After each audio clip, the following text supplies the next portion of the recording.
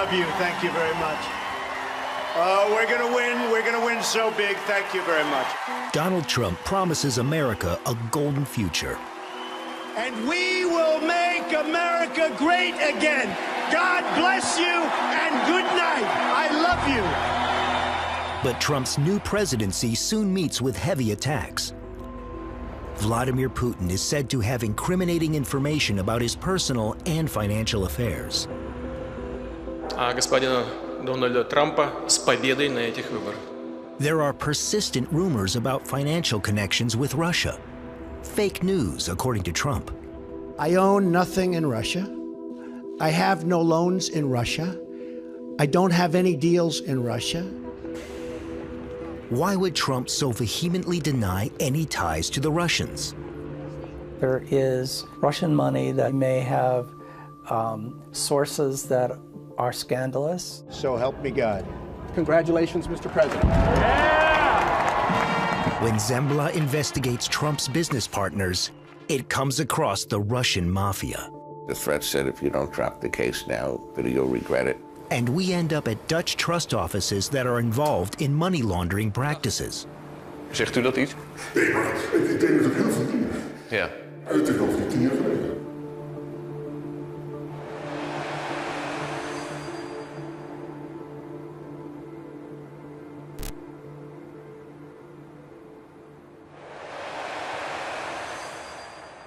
I believe we will have a very good relationship with Russia. I believe that I will have a very good relationship with Putin. Our investigation begins during the American election campaign, where it first becomes clear that there is a special connection between Donald Trump and Vladimir Putin. Он яркий очень человек, талантливый, без всяких сомнений. Но он абсолютный лидер, мы сегодня видим, президентской гонки. When I heard that, I thought, well, that's very unusual. That's almost an endorsement. Why would Vladimir Putin be endorsing Donald Trump? In Washington, we meet Malcolm Nance. Over the past 30 years, he has worked for various American intelligence services, including the CIA and the NSA. Nance has written a bestseller on manipulation of the presidential elections. Quotes from Putin and Trump have given rise to his investigation. And as soon as I saw that, I said, okay, we need to go backwards on this story. And I started looking into it, and his first contacts back in 2013 were amazing. His statements for the Miss Universe pageant. Only one woman in the world will win and stand out above the rest to become Miss Universe. Welcome back to Miss Universe 2013, coming at you from Moscow. The big man on campus, Donald Trump. In 2013, Donald Trump takes his crown jewel to Moscow. At that point, he is owner of the Miss Universe pageant, which makes him millions. This will be a great one, there's no question, because of the fact that it's Miss Universe in Moscow. It's very special. This is going to be maybe the best we've ever had. We're very proud of it. To Trump, the pageant mainly seems an opportunity to make contacts with Russian billionaires, the oligarchs. But the biggest trophy is Vladimir Putin. A Trump tweet before the start of the beauty contest. Do you think Vladimir Putin will come to Miss Universe? Do you think he'll be my new best friend? He actually said these things, you know? And that's when he started asking questions like, that's very interesting. He's becoming Russia's candidate. After the pageant, this is what Trump says about Putin. I was in Moscow recently, and I spoke indirectly and directly with President Putin. 3 years later, when he is running for office, Trump again reaches out to the Kremlin. Russia, if you're listening, I hope you're able to find the 30,000 emails that are missing. When Trump made that statement on July 27th, he knew Russian intelligence was working for him in his favor. Trump's call to Putin occurs a few days after the publication of thousands of Democratic Party documents by WikiLeaks. According to the American intelligence services, the documents were stolen by Russian hackers. 16 agencies all came to the exact same conclusion that Donald Trump, the election hacking was done to make him president for Vladimir Putin. I don't think anybody knows it was Russia that broke into the DNC. She's saying Russia, Russia, Russia, but maybe it was. I mean, it could be Russia, but it could also be China. It could also be lots of other people. It also could be somebody sitting on their bed that weighs 400 pounds, okay? Meanwhile, Congress has 7 pending inquiries into the Russian interference in the elections. Still, Trump denies that the Kremlin has helped him become president. This is practically an act of war in the age of information. Why isn't he demanding answers? But he's not. He doesn't want to know. Why does Donald Trump insist that he has no involvement with the Russians? We also ask Pulitzer Prize winner Michael D'Antonio. He has interviewed Donald Trump many times and wrote a best-selling book about him.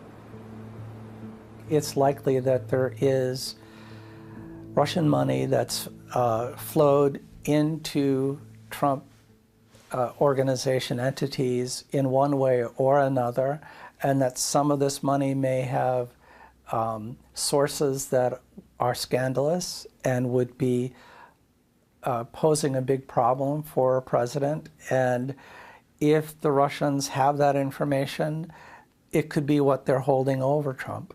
I put it this way. If you're a gambling addict and you owe someone a lot of money, you will never insult your bookie, right?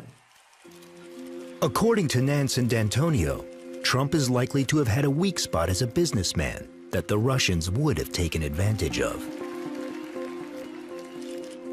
I've made over $8 billion. Donald Trump likes to present himself as a successful and extremely rich entrepreneur. Generally speaking, if I put my name on something, you know it's going to be good, and it sells. But as it turns out, Trump is not at all that successful. In the 1990s, his casinos and real estate businesses go downhill. We are on our way to see James Henry, lawyer and economic investigator, and an expert in the field of tax evasion. He has a history of 6 bankruptcies in the 1990s, so none of the major New York banks would lend to him. Trump was pretty much unfinanceable. Henry is dug deep into Donald Trump's business contacts. According to him, since his bankruptcies, Trump has become dependent on shady cash flows. The only way that he was able to finance his resurrection after 2000 was the torrent of money flowing out of Russia and the former Soviet Union countries like Kazakhstan, Azerbaijan. The investors that he got at that point were looking for safe havens or opportunities to launder money that proceeds from basically criminal enterprises. Trump himself denies having any financial connections with Russia. So I tweeted out that I have no dealings with Russia. I have no deals in Russia. I have no deals that could happen in Russia because we've stayed away. And I have no loans with Russia. The thing to notice when Donald Trump talks about his relationship with Russia is that he always says, I have no business in Russia. He doesn't say that Russians have no business with me. Indeed, Trump does do business with Russian partners outside Russia, as his own son, Donald Jr., said in 2008. Russians make up a pretty disproportionate cross-section of a lot of our assets. We see a lot of money pouring in from Russia. And I thought at that time, this is very strange. I've not heard anyone else talk about how Russians are investing in their real estate. This is a much older relationship than the Russians have actually developed with Trump that may well go back to the 1980s. Really? Yeah, because Donald's first trip to Moscow was in July 1987. In the 1990s, under the Boris Yeltsin administration, Russia finds itself in a deep economic crisis. After the collapse of the Soviet Union, the state-owned businesses and the many mineral resources are sold for a song to a small group of corrupt insiders, the oligarchs. The rest of the people live in poverty. That's why there was such a demand for Putin at the end of this period. When Vladimir Putin takes office, Russia becomes an increasingly authoritarian state. Putin tightens the reins. From now on, he decides what happens to Russia's wealth. A lot of these very wealthy oligarchs began to put money abroad, financing people like Trump. And there was also an explosion of crime coming out of Russia, organized crime, which it's pretty hard to disentangle the organized crime aspects of this story from the oligarchs, because if you got to be a multi-billionaire, you didn't do that in Russia without help from some fairly tough people. I think it needs to be discovered exactly what these relationships are, why so many of these people would want to pour money into Trump properties.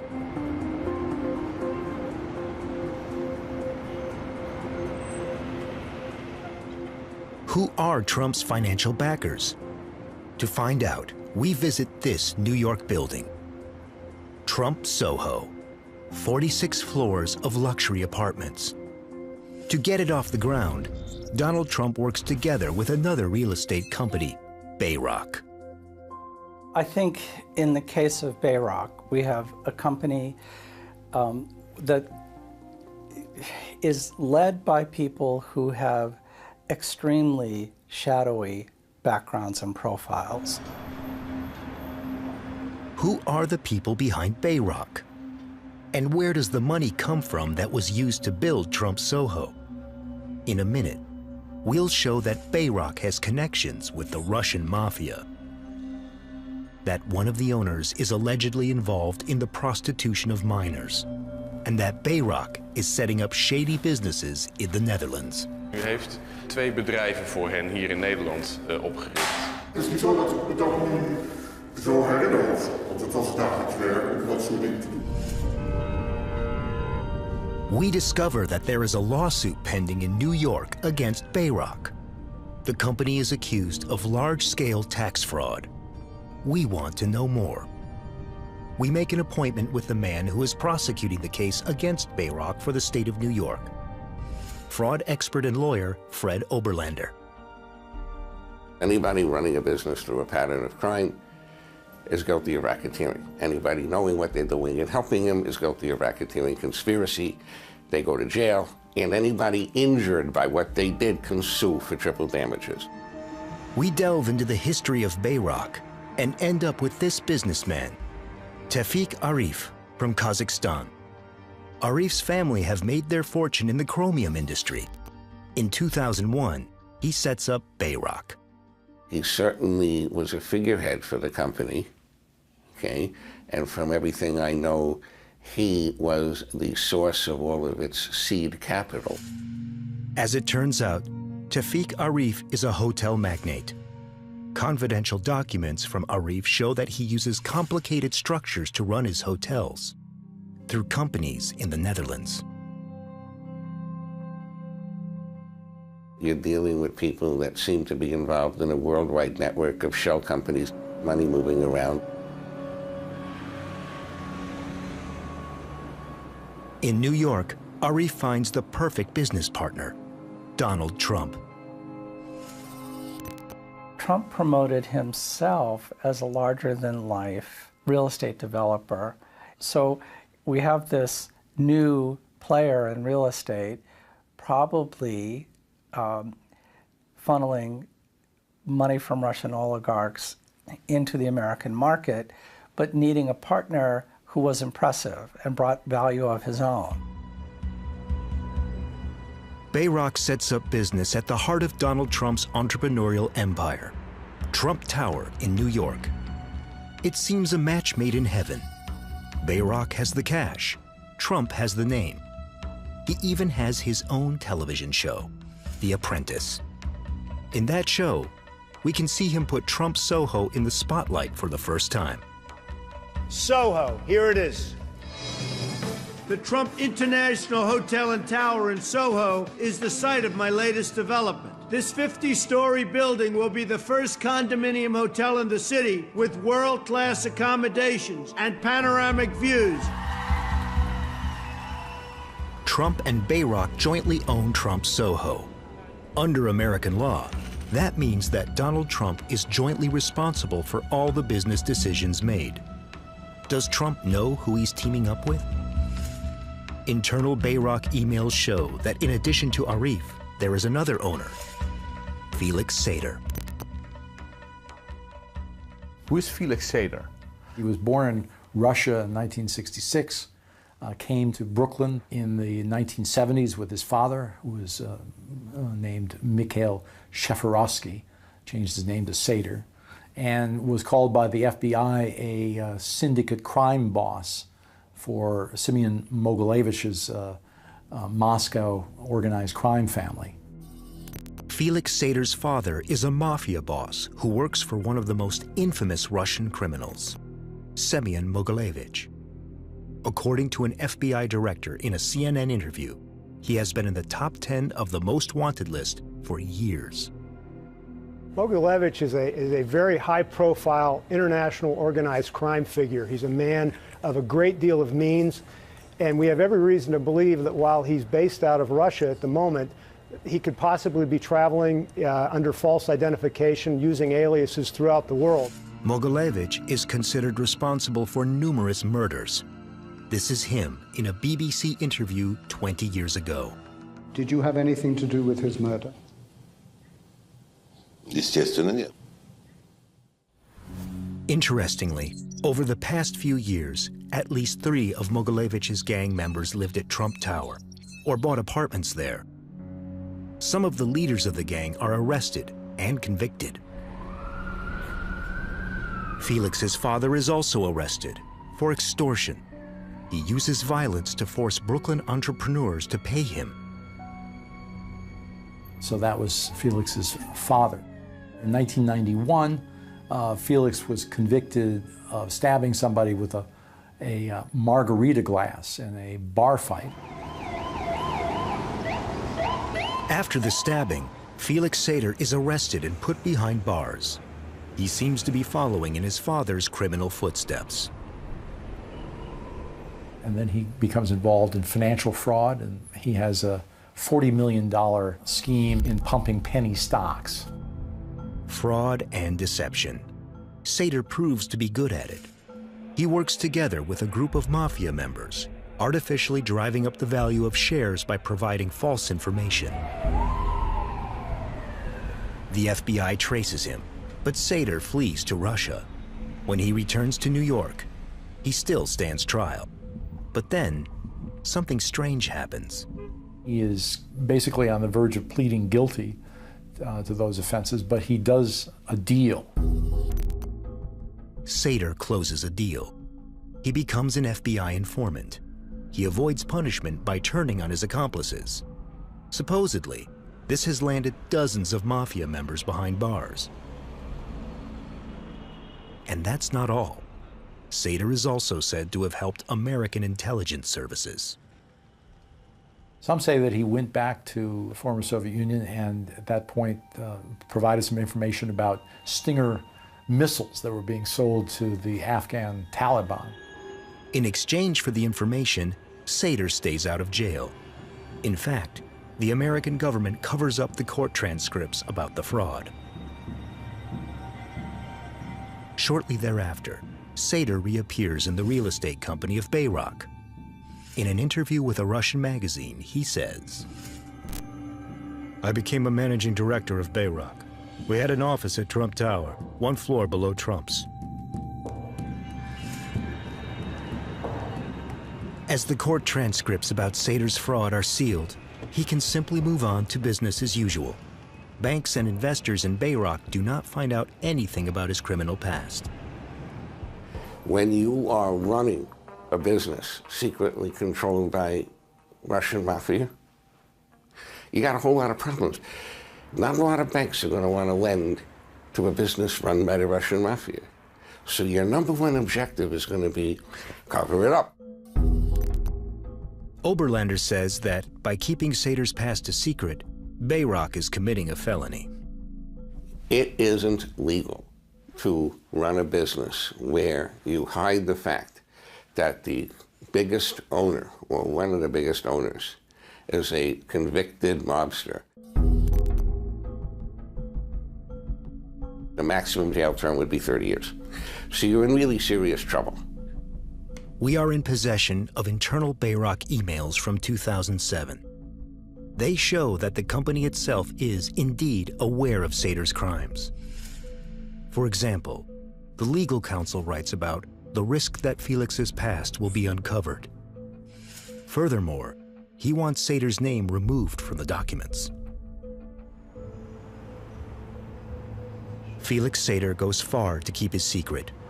A Bayrock employee tells the lawyer Oberlander that he is being threatened by Seder. He said, "You know how many times Seder threatened to kill me?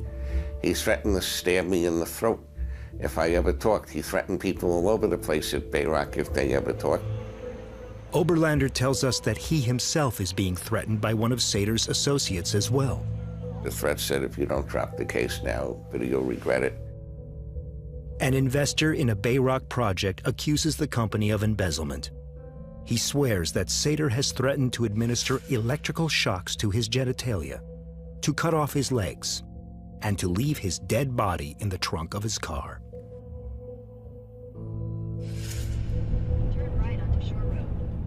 Of course, we are anxious to know how Felix Seder himself looks back on his past. We go to Port Washington, an hour's drive from New York. We have a couple of addresses where we might find Seder. I'm looking for Felix Seder. Do you know him? If anything would be, no, I don't know. If anything would be that way. That way? Yeah, the numbers go down 190? that way, yeah. Okay, thank you. All right. 107, 109. It's got to be down that way a little Okay, it has to be that side of the street then. On that side, right. Okay. Because that's the odd side. Okay, thank you. This is supposed to be one of Seder's business addresses, but the place looks closed. It's been a long time since the mailbox was last emptied. Back in New York, we do find an address for Bayrock. The company is no longer active, but is still registered to the former legal counsel, a Mr. Julius Schwartz. Hi there, sir. I'm looking for Mr. Julius Schwartz. Okay, thank you. Schwartz? Schwartz, Julius Schwartz. I'm pretty sure he's not here. He has people upstairs. Let me just call this girl. But Schwartz is not in, and no one is willing to talk to us. Meanwhile, hearings are being conducted in Congress about the Russian interference in the presidential elections. The director of the FBI is making a statement. The congressmen want to know if he has information about Felix Seder. Director, are you aware of Felix Seder, a former Soviet official and advisor to the Trump Organization? I'm not going to comment on that. And Director, outside of Mr. Seder's relationship with the Trump Organization, are you aware that the FBI knew of Mr. Seder because of a $40 million stock fraud case that was prosecuted by the federal government? Same answer. What did Donald Trump know about Felix Seder's crimes and his position at Bayrock? If Trump has kept Seder's criminal past a secret, he is an accessory to fraud and deception, says Oberlander. If I can show that Donald Trump at some point knew the truth about the crimes at Bayrock, or even some of them, and kept on helping Bayrock's businesses while knowing that it has been engaged and is continuing to engage in crime, that's it. Goodbye and good luck. So, if Trump knew about the shady background of his business partners, that could have huge consequences. What information did Trump have anyway? In 2007, the New York Times publishes an article on Seder and his crimes. So from then on, Donald Trump has to have been aware of them. And he said, I'm going to tell you this much. I guarantee you I'm going to get to the bottom of this really fast. Really fast. Trump promises to get to the bottom of the whole story of Seder and Bayrock. A meeting is called.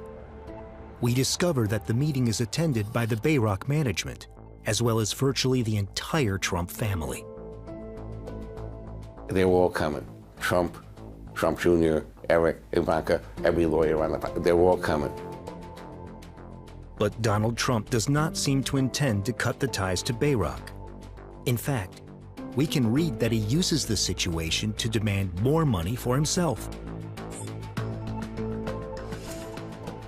Sater emails that Trump is happy with him. But in his external communications, Donald Trump acts as if he hardly knows anything of Sater's history, as becomes clear during a BBC interview. Why didn't you go to Felix Sater and say, you're connected with the Mafia, you're fired? Well, first of all, we were not the developer there. That was a licensing deal. But your name was on it. A very simple licensing deal. But your name's on it, Mr. Trump. Excuse me, but I don't know. You're telling me things that I don't even know about. He was connected with the Mafia. Again, John, maybe you're thick, but when you have a signed contract, you can't, in this country, just break it. And by the way, John, I hate to do this, but I do have that big group of people waiting, so I have to. Okay, now hold on. One last question, please, sir. I have to leave. Thank you. A few months later, Trump is again confronted with Sater. He has to give a statement under oath in a lawsuit about a real estate project. About how many times have you conversed with Mr. Sater? Over the years? Over the years, if you could estimate. Not many. Not many. If he were sitting in the room right now, I really wouldn't know what he looked like. Okay. This time, Trump says he wouldn't even recognize Sater if he bumped into him in the street. That's strange, because after leaving Bayrock, Sater becomes one of Trump's advisors. He is given a business card from Trump's company, a telephone number, and an office close to that of Trump. It's an intriguing question. Why does Trump continue to do business with Sater and Bayrock? I think there's almost a thrill that he felt dealing with people who are willing to do things that others weren't willing to do, to act tough, to enjoy the suggestion that they're to be feared. Bayrock and Trump have ambitious $2 billion building plans. So they need investors. Investors who are willing to invest millions in the real estate projects. Who are these financiers? In a Bayrock presentation, we find this company, FL Group from Iceland. It turns out to be one of Bayrock's strategic partners. It turned out that FL Group was at one point, 2006, the largest private equity investment firm in Iceland, that it had a lot of connections to the other big banks in Iceland. In the court transcripts, we can read that FL Group is backed by Russian investors that are said to be Vladimir Putin supporters. There was a number of allegations I heard that the FL Group was a major conduit for finance from Kazakhstan or from former Soviet Union. We do see FL Group making loans to people connected to the Mogilevich Group. The records show that FL Group and Bayrock enter into an investment agreement. But we also read that there is a secret plan. FL and Bayrock are said to be planning a $250 million tax fraud together. All the partners have to approve the official agreement. Donald Trump also signs to indicate his approval. The truth is, it never would have closed if he didn't sign off on it, end of story, and I'm pretty certain that he knew that that was the case. Trump himself says he had no idea that this was a fraudulent transaction. I have concluded, without any question, that Donald Trump may be credibly charged with participating in a racketeering conspiracy based on what happened at Bayrock. Another strategic partner of Bayrock and Trump's comes up in the list of key investors. Alexander Moskovich, a Kazakh billionaire. Moskovich is a friend of Tawfiq Arif, managing director of Bayrock, another Kazakh. Moskovich is known to have been running a lot of the chromium mining industry within Kazakhstan.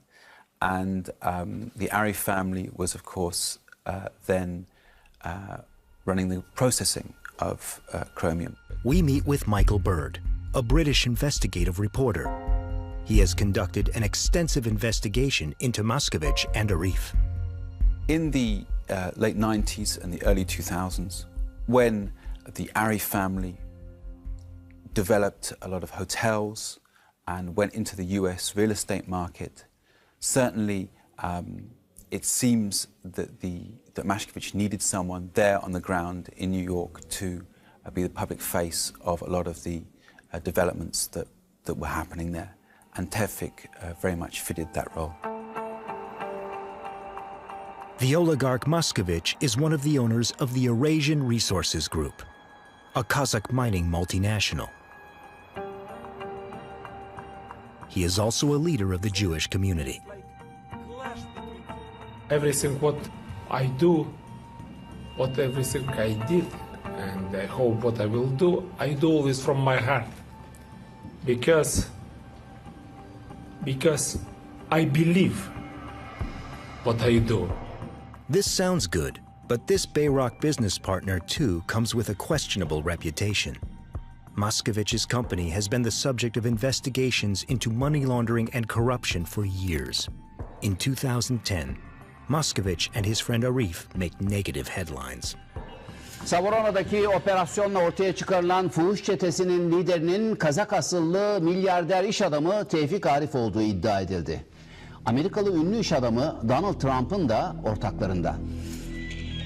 It's June 28, 2010.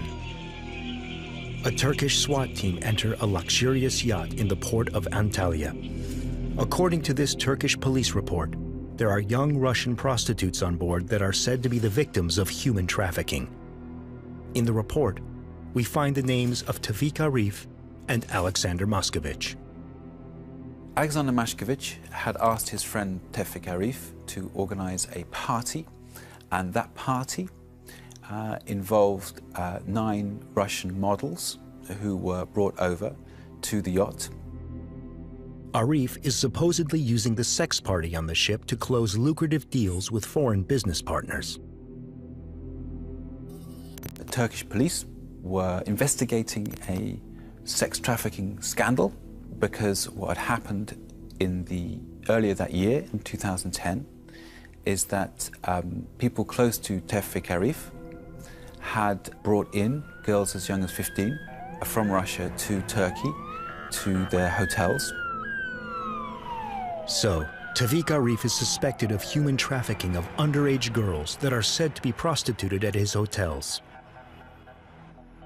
Arif also rounds up the 9 women on the ship. They are adults. The women refuse to give a statement. Alexander Moscovich, who had rented the yacht, manages to get out of the country. Certainly, it seems that he used his connections to get out of the country at that point. He didn't face arrest, and neither did his colleagues. The only person who faced arrest was Tevfik Arif. But Tevfik Arif, founder of Bayrock, is acquitted. Only 2 of his associates are found guilty of human trafficking.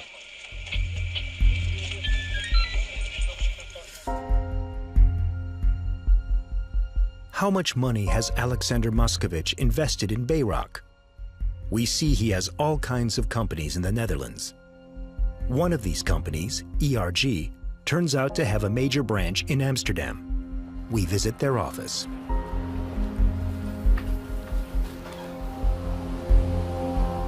Once inside, we are told that this is the financial heart of ERG, Moscovich's company. So, any payments to Bayrock may have been arranged through this office.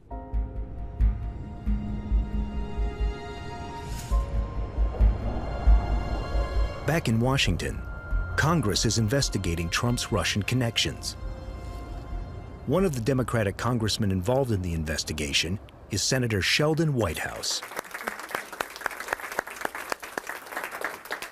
There needs to be a proper balance, and that proper balance has been lost in the rout of corporate power that my book documents.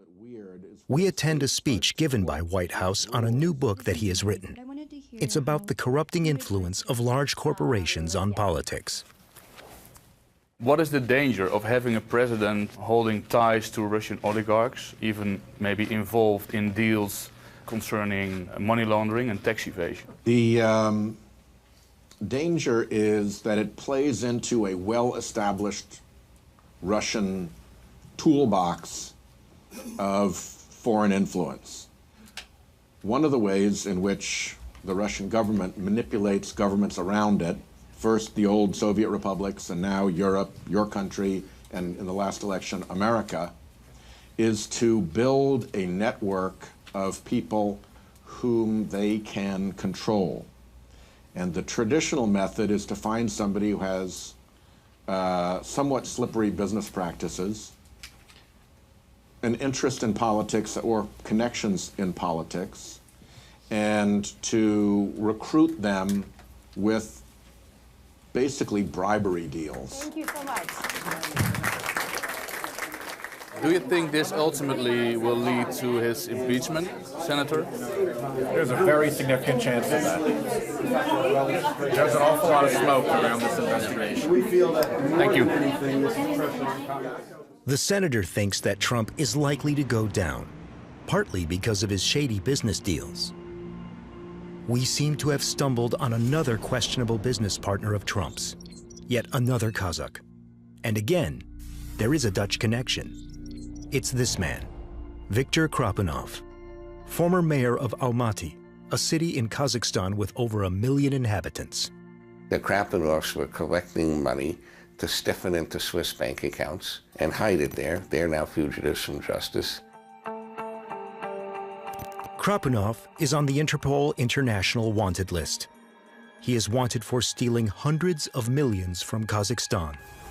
Krapunov is said to have laundered part of that money by buying 3 apartments at Trump Soho in 2013 from Bayrock and Trump. We're dealing with very clever international money laundering criminals. And it turns out there's more going on with Krapunov, Bayrock, and Trump. If we follow the money, we find out that, as early as 2007, Krapunov set up a business in the Netherlands through frontmen. At the same time, Bayrock also sets up a mailbox company in Amsterdam, Bayrock BV. And then there was an overarching company, and that's where the money went. Krapunov and Bayrock also start a joint business in Amsterdam, Chabad BV, as we can see from the act of incorporation. It was designed to get millions of dollars out of New York into Europe through Chabad. Chabad was just a conduit. Emails show that the Dutch structure was set up by the law firm then owned by Rudy Giuliani. Giuliani is the former mayor of New York and has been one of Trump's confidants for years. Donald Trump is our only hope for change. We see that Bayrock and Krapunov use a Dutch intermediary, a trust office. That office sets up a so-called mailbox company. This way, the trust office makes sure that no one finds out who the real owners are. 4 trillion euros are handled by Dutch mailbox companies every year, many of them through the trust sector. Trustkantoren zijn in Nederland aangesteld als poortwachter van een integere financiële sector. We visit DNB, the Dutch central bank. DNB has had great concerns about the Dutch trust office practices for several years, because more than 50% of those offices break the rules. Wij zien nog te vaak dat basale vereisten van wie is mijn klant, waar komt het geld vandaan, wat is het doel van de structuur, hoe leg ik dat vast, wat zijn de transacties, zijn die ongebruikelijk, dat die basale processen onvoldoende op orde zijn. It's particularly Russians and Kazakhs who use Dutch mailbox companies and trust offices. They handle nearly 200 billion euros every year. Er staat nergens in de wet dat je zaken moet doen met een politieke of een ex-politieke haute methode uit Rusland of uit wat voor hoogrisicoland dan ook. Dat hoeft niet. The DNB considers Russia and Kazakhstan to be high-risk countries. An investigation by the bank shows that hundreds of politicians from those countries use Dutch trust offices, including politicians such as Viktor Krapunov, with very questionable reputations. Trustkantoren moeten weten met wie ze zaken doen.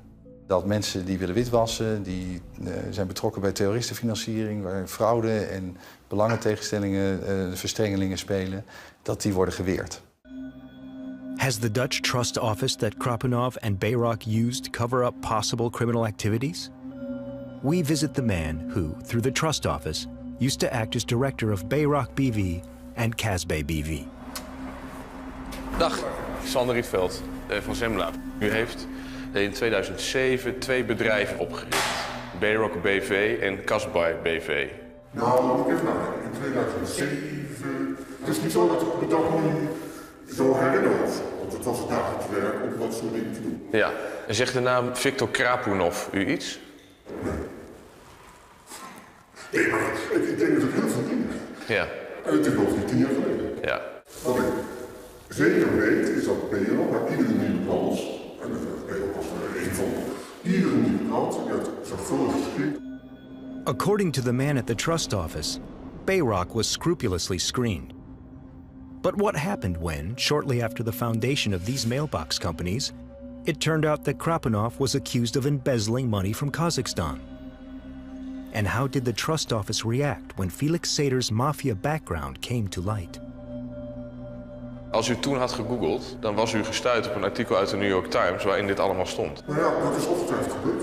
Dat kan niet. The man at the trust office says that he was not to blame. In a reaction, Bayrak states that the Dutch companies had been set up for investment purposes. According to Bayrak, that investment was unsuccessful.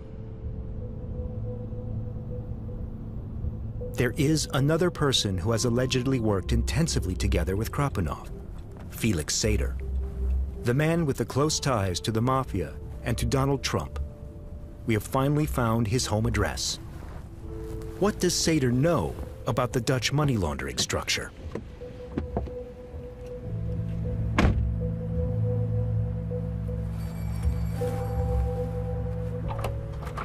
Hello, Mr. Sater. I'm a Dutch journalist, and I'm doing a report on Bayrak. We came across some companies in the Netherlands.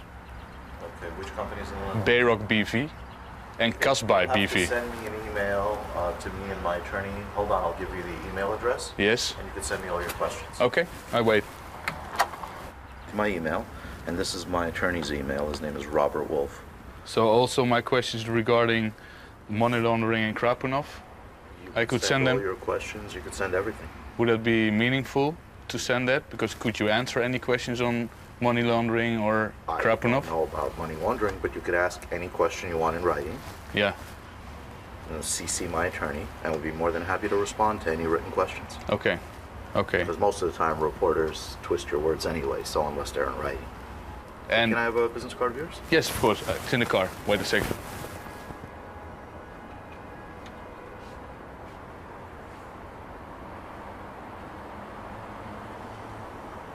So if you don't know anything about these Dutch companies, we came across the name of Julius Schwartz. He's the general counsel. Yeah. For Bayrak. Okay, and he founded these companies in the Netherlands. Send me your questions in writing. Yeah. I will answer them. Okay. Not in writing, I have no comment. Okay. Well, thank you anyway, and... It's a pleasure. Nice meeting you. Okay, thank you. Bye.